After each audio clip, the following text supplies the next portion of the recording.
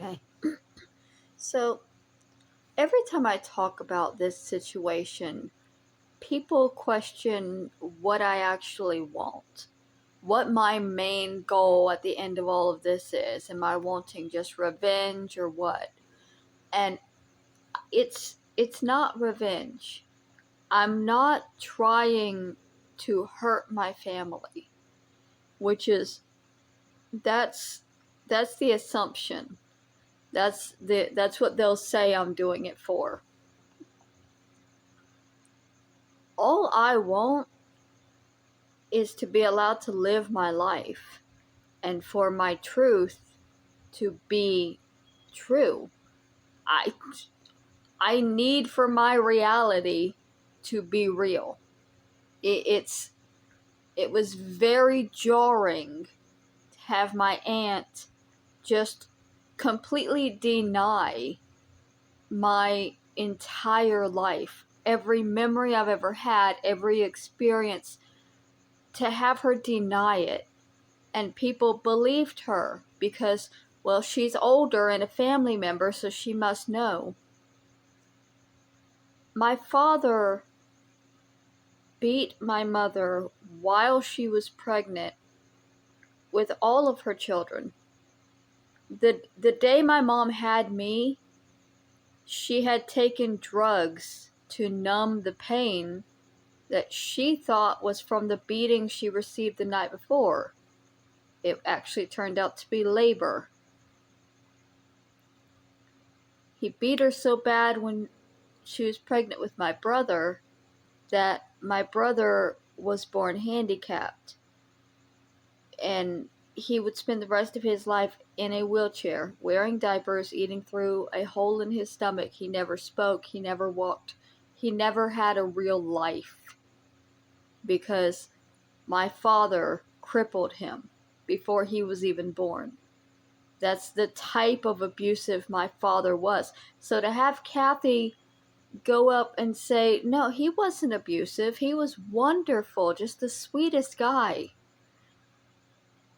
it broke something inside of me because I know what I know, right? And every adult in the family was aware that my father was abusive.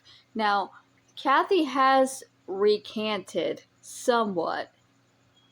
She did admit that she knew my father was abusive at some point. She's changed her mind and started just denying everything I've said since. But it's bullshit that my reality can't be real because it offends other people who simply don't want to acknowledge that their family could possibly not have been the best people in the world. Kathy doesn't want to acknowledge that her sister was an alcoholic. Her sister was a drug addict. Her sister was a neglectful mother. I was no contact with my mother before she died. I was trying to be no contact with the entire family, but when they're on YouTube with thousands of people to terrorize me, it's hard to not contact them.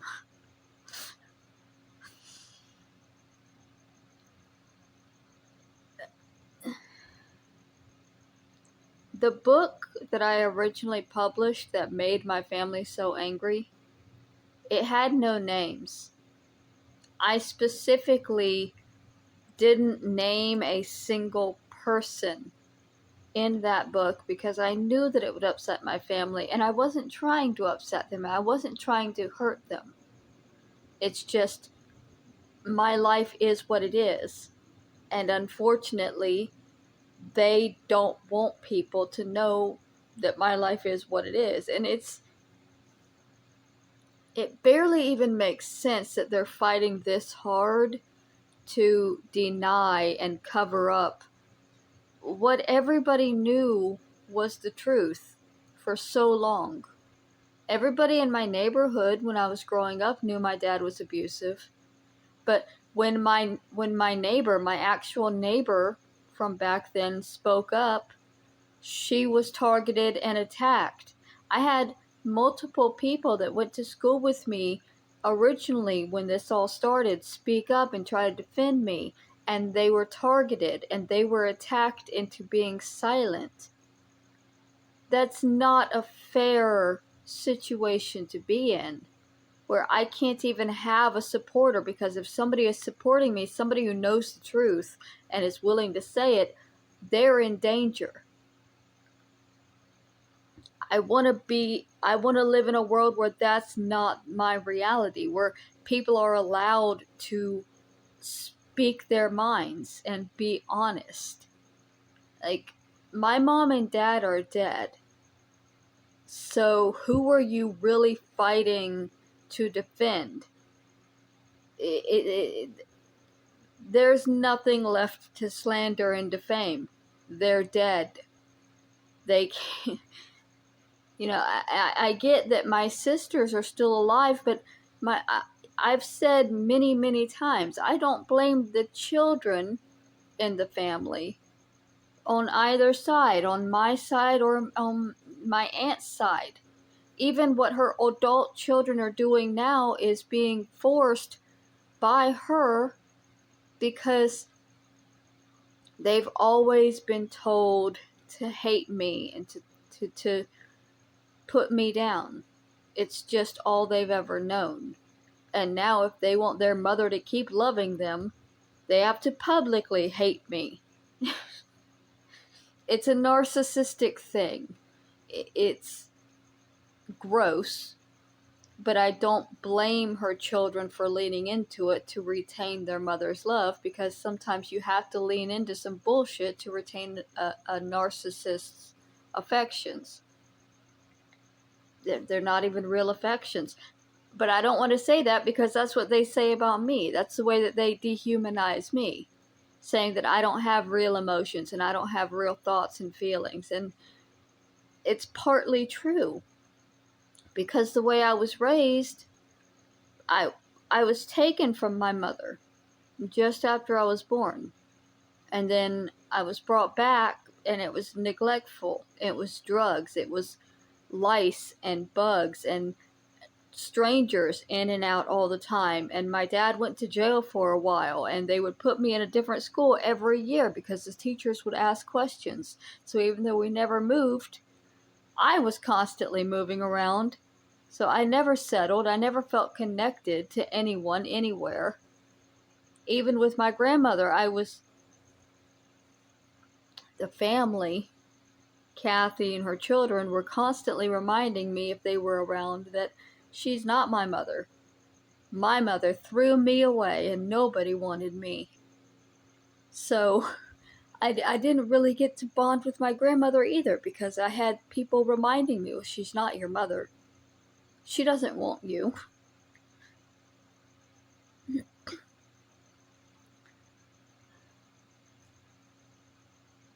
These things shaped who I am.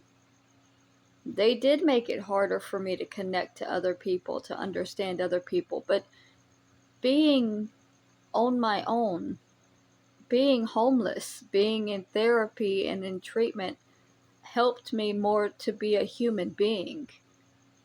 And to deny the pain that created the person that I am, it's extremely unfair. It's extremely unfair, and it's led me to places of desperation where I feel like I have to prove stuff from 30 years ago, and anybody that remembers it and might be able to validate it is going to be in danger, because the people that want to cover it up are powerful. And it's terrifying for me just to try to exist and have my reality be real. Me and my aunt have gotten into arguments over stuff that I've been able to prove. But it's still, even if I can prove it, she'll still deny it, and it still leaves me grasping and desperate. No, this is real. I have it right here in my hands. I'm showing it to you. How are you not listening? How are you not seeing? just like with, I was in NJROTC for a full year in high school, my freshman year. And my aunt mocked and laughed at the very idea. And I showed pictures of the high school, and they started saying, oh, she's photoshopped. She's photoshopped a yearbook. It's all I want is to be allowed to live my life. My life. Not the life that they're creating. You know, they've made this whole person that's not me. They've created an alter me where every action is malicious and hateful and wrong. And I don't want to be alter me. I don't want to live as that person for the rest of my life just because that's who they've created, you know? And I don't have a choice. You can see it in my comments. You can see it on their community pages everywhere. Where they call me a whore, and they call me a hoe, and they tell me that I need to watch out, and they remind me constantly that I'm being watched, that they're stalking me, that they're out there. And I understand that, like, being famous means you're going to be under the public eye and you're going to be watched and scrutinized, but like, it shouldn't mean that your life is no longer your life. It shouldn't mean that what's real is no longer real. If I dye my hair pink, they shouldn't be able to just say it's green and have thousands of people believe it's green when they could clearly look and see it themselves. But they refuse to look and see it themselves because they've been told something else, and they don't want to see something that is not what they're being told.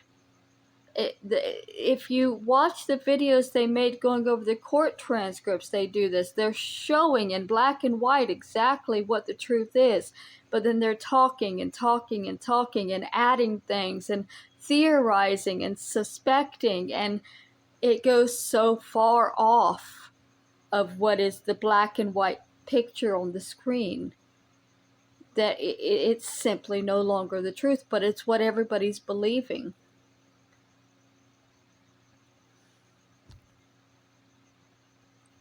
I just want my life, my actual real life, and I don't want to hurt anybody in the process. It's ridiculous that I should have to hurt somebody to have my real past and to create a real future.